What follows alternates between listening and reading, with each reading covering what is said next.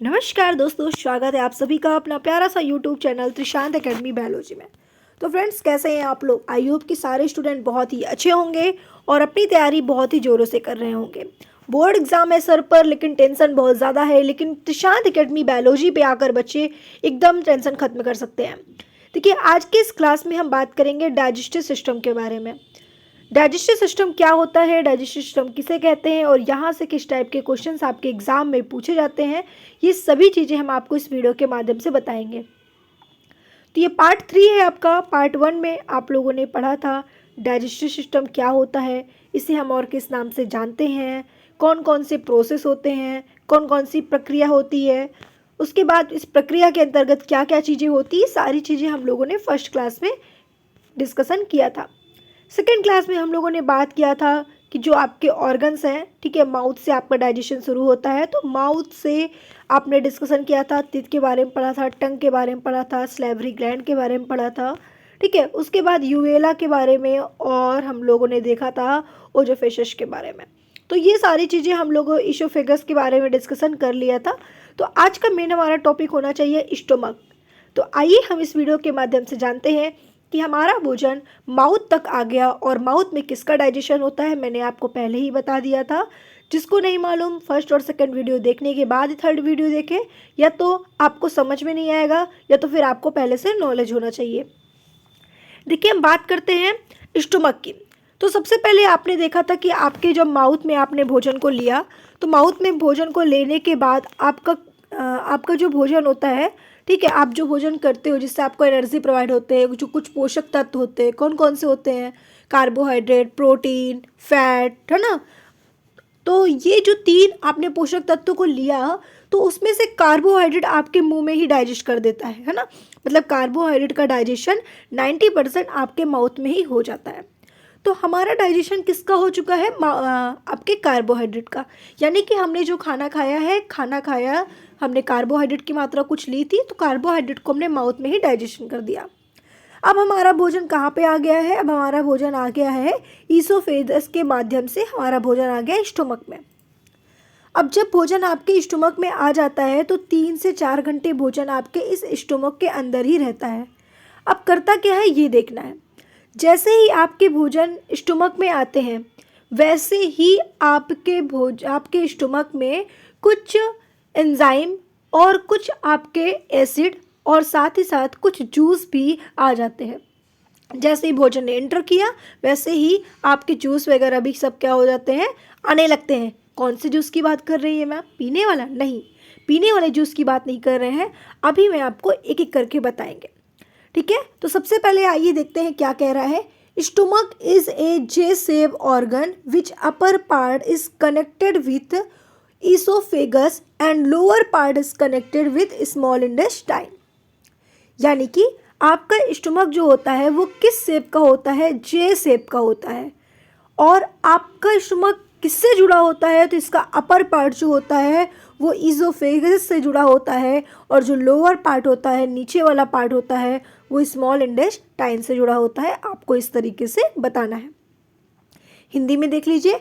अमाशय जे आकृति का अंग होता है जिसका ऊपरी भाग किससे जुड़ा होता है? ईसोफेगस से जुड़ा होता है, और नीचे वाला भाग आपका छोटी आंत से जुड़ा होता है। स्टोमक के 3 पार्ट्स होते हैं, जिसमें से फर्स्ट पार्ट का नाम है आपका फंडस, सेकेंड बॉडी, तीसरा आपका पाइलोरस।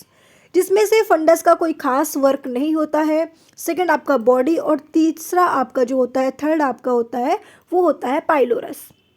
अब इन सब का क्या क्या फंक्शन है, आइए हम देखते हैं कैसे हमारा भोजन हमारे स्टोमक में आया, और स्टोमक में आने के बाद इसमें कौन कौन से प्रोसेस हुए, कौन कौन से प्रोटीन आई, कौन कौन से एंजाइम आया, कौन कौन से जूस क्रिएट हुए जो हमारे भोजन को डाइजेस्ट करने में मदद करती है। 3 से 4 घंटे अगर हमारे भोजन स्टोमक में रहते हैं तो इसका कैसे डाइजेशन होता है। देखिए, ये आप ऑर्गन्स को देख पा रहे हैं, ये आपका स्टोमक है, और स्टोमक का फंडस वाला पार्ट ये ऊपर वाला होता है, नीचे बीच वाला पार्ट बॉडी होता है, और पाइलोरस जो होता है वो थर्ड वाला पार्ट, मतलब कि सबसे नीचे वाले पार्ट को हम क्या कहते हैं? पाइलोरस कहते हैं। अब हम एक एक करके डिस्कशन करें तो सबसे पहले आपका आता है क्या? Fundus. Fundus is a upper most part of stomach. मतलब कि फंडस स्टोमक का आमाशय का सबसे ऊपरी हिस्सा होता है। Inside of fundus a special type of cell present parietal कोशिका, मतलब पेराइटल सेल एंड ओसेनटिक, ठीक है, and oxyntic cell, this cell produce ASCL, यानी कि inside of fundus special type of cell present, आपके फंडस में एक स्पेशल टाइप की सेल्स प्रेजेंट होती है जिसे हम क्या कहते हैं, जिसे हम पेराइटल कोशिका या ओसेनटिक कोशिका के नाम से जानते हैं। This cell produce an SCL, ये SCL को सिक्रेट करती है, मतलब SCL को प्रोड्यूस करती है ये सेल। इस सेल का काम क्या होता है भाई, पेराइटल जो सेल होती है वो हाइड्रोक्लोरिक एसिड को क्या करती है, सिक्रेट करती है हमारे स्टोमक में। आपसे कोई पूछे कि आपके फंडस में कौन सी सेल्स पाई जाती है, तो आपको बताना है पेराइटल सेल्स पाई जाती है, ओसेनटिक सेल पाई जाती है, और ये सेल जो होती है वो हाइड्रोक्लोरिक एसिड को सिक्रेट यानी कि प्रोड्यूस करती है। बात सबको समझ में आ गई, ठीक है। हिंदी में भी देख सकते हो कि फंडस वाले भाग में कुछ विशिष्ट प्रकार की कोशिकाएं पाई जाती हैं जिसे पेराइटल कोशिका और ओसेनटिक कोशिका के नाम से जाना जाता है। इतनी बात सबको समझ में आ गई। उसके अलावा inside a fundus also found some other important cell, chief cell, this cell produce pepsin, renin, lipase और एंजाइम, यानी कि यहाँ पे कह रहा है कि inside the fundus also found some important cell, क्या नाम है, चीप सेल, मतलब फंडस के अंदर कुछ ऐसी भी कोशिका पाई जाती हैं जिसे हम चीप सेल के नाम से भी जानते हैं। और इस प्रकार की कोशिका जो होती हैं वो क्या करती हैं, आपको एंजाइम बनाने का काम करती हैं। कौन सा एंजाइम बनाती हैं, तो पेप्सिन, रेनिन, लाइपेज एंजाइम बनाती हैं। अब देखिए, आपको याद रखना है कि जब आपका भोजन स्टोमक में आता है इज़ोफेगस से, तो आने के पश्चात आपका फंडस वाला जो पार्ट होता है वो क्या करता है, फंडस वाले पार्ट में जो सेल्स पाए जाते हैं जिसका नाम होता है पेराइटल सेल्स, ये पेराइटल सेल्स का काम होता है आपके हाइड्रोक्लोरिक एसिड को प्रोड्यूस करना। तो जैसे ही स्टोमक में भोजन आया, आपका पेराइटल सेल्स हाइड्रोक्लोरिक एसिड को प्रोड्यूस कर देता है।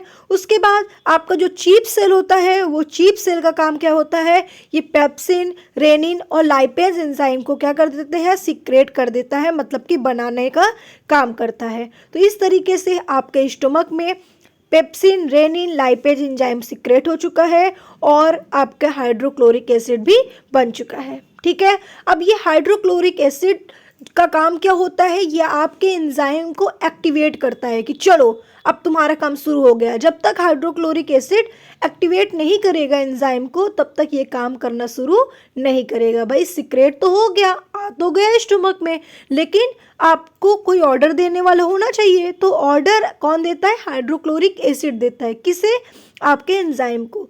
तो जब एंजाइम को ऑर्डर दिया गया तो ये अपना काम शुरू कर देते हैं। जैसे कि पेप्सिन का काम होता है प्रोटीन को डाइजेस्ट करना, रेनिन का काम होता है मिल्क को डाइजेस्ट करना, है ना। तो सब लोग अपने अपने काम में तब लगते हैं जब इसे एक्टिवेट किया जाता है। बात समझ में आ गई आपको, याद रखेंगे इतनी चीज़ें। आप लोगों ने क्या पढ़ा, स्टोमक जे आकार का होता है और आपके कहाँ से जुड़ा होता है, तो आपको बताना है कि ऊपर का भाग आपके इसोफेगस से, नीचे का भाग आपका स्मॉल इंटेस्टाइन से जुड़ा होता है। उसके बाद आपको बताना है कि आपके स्टोमक में भोजन 3 से 4 घंटे होते हैं। स्टोमक के 3 पार्ट होते हैं, फंडस, बॉडी और आपका पाइलोरस होता है। फंडस का क्या काम होता है, तो फंडस में कई टाइप की सेल्स होती हैं जिसे पेराइटल सेल्स और ओसेनटिक सेल के नाम से जाना जाता है। ये सेल्स हाइड्रोक्लोरिक एसिड को प्रोड्यूस करती हैं। और एक चीप सेल होता है जो पेप्सिन, रेनिन और लाइपेज एंजाइम को क्या करती है, सिक्रेट करती है, और इसको एक्टिवेट कौन करता है, आपका हाइड्रोक्लोरिक एसिड करता है। इतनी चीज़ें आप लोगों ने क्या पढ़ा, स्टोमक में पढ़ा। अब ये जो पेप्सिन, रेनिन और लाइपेज होता है, इनका काम क्या होता है, तो आपको बताना है पेप्सिन जो होता है वो प्रोटीन का डाइजेस्ट करती है। प्रोटीन को किस में, मतलब कि पेप्सिन का काम होता है, ये पेप्सिन किसको डाइजेस्ट करती है, प्रोटीन को डाइजेस्ट करती है। प्रोटीन को छोटे छोटे भागों में डिवाइड करके इसको किस में बना देती है, तो पेंटोज में बना देती है, ठीक है, सॉरी पेप्टाइड में बना देती है, ठीक है। याद रखेंगे, प्रोटीन किस में तोड़ती है आपको, तो आपको बताना है पेप्टाइड में तोड़ती है, ठीक है। पेप्टाइड के बाद जो लास्ट बचेगा वो एमिनो एसिड होगा। जब एमिनो एसिड में तोड़ेगी तभी उसको क्या मिलेगा, एनर्जी मिलेगा। तो आपको बताना है कि प्रोटीन को पेप्टाइड में कौन तोड़ता है, पेप्सिन तोड़ती है, ठीक है। और ये एनर्जी कब प्रोवाइड होगा, जब ये अमीनो एसिड में बन जाएगी। तो अभी आपको इतनी चीज़ याद रखनी है कि प्रोटीन ने पेप्टाइड में चेंज किया, ठीक है। प्रोटीन को पेप्टाइड में किसने चेंज किया, पेप्सिन ने चेंज किया। उसके बाद सेकंड आपका होता है रेनिन, ठीक है। रेनिन जो होती है वो मिल्क का डाइजेशन करने का काम करती है, याद रखेंगे आप लोग। अब आते हैं हम लोग आगे आइए, हम आपको सारी चीज़ें बताएंगे। उसके बाद फिर क्या होता है भाई, आपका बॉडी जो होता है, बॉडी ये कौन सा पार्ट है आमाशय का, सेकंड पार्ट है, बीच वाला पार्ट है, ठीक है। Body is middle part of stomach, it is very big part of stomach, ठीक है। ये सबसे लार्जेस्ट पार्ट होता है आपके स्टोमक का, याद रखना है। 59% आपका बॉडी ही होता है आपके स्टोमक में। उसके बाद हम लोग बात करते हैं पाइलोरस। देखिए इसका कोई खास फंक्शन नहीं है, ठीक है। पाइलोरस की जब हम बात करते हैं तो pylorus is a lower part of stomach, ठीक है। स्टोमक का लोअर पार्ट ऑफ पाइलोरस है। It lower part is connected with duodenum, ठीक है। ये जो कनेक्ट होता है वो किससे कनेक्ट होता है, ड्यूडेनम से कनेक्ट होता है। अब ये ड्यूडेनम क्या होता है, तो ये आप पढ़ोगे स्मॉल इंटेस्टाइन में, ठीक है। स्मॉल इंटेस्टाइन के भी कई पार्ट होते हैं। तो आपका जो पाइलोरस होता है वो स्मॉल इंटेस्टाइन के ड्यूडेनम से जुड़ा होता है, याद रखेंगे। पाइलोरस आमाशय का सबसे सबसे नीचे वाला हिस्सा होता है, जो छोटी आंत के डेंड्रोनम वाले भाग से क्या होता है भाई, जुड़ा होता है। इन ए pylorus a special type of cell are present which is called G cell, ठीक है। यानी कि जो पाइलोरस होता है वो कुछ विशिष्ट प्रकार की कोशिका इसमें पाई जाती है, जिसे हम क्या कहते हैं, जी कोशिका कहते हैं। यानी कि पाइलोरस में कौन सी सेल पाई जाती है, जी सेल पाई जाती है। It is produce a gastrin hormones with stimulate A pancreatic juice.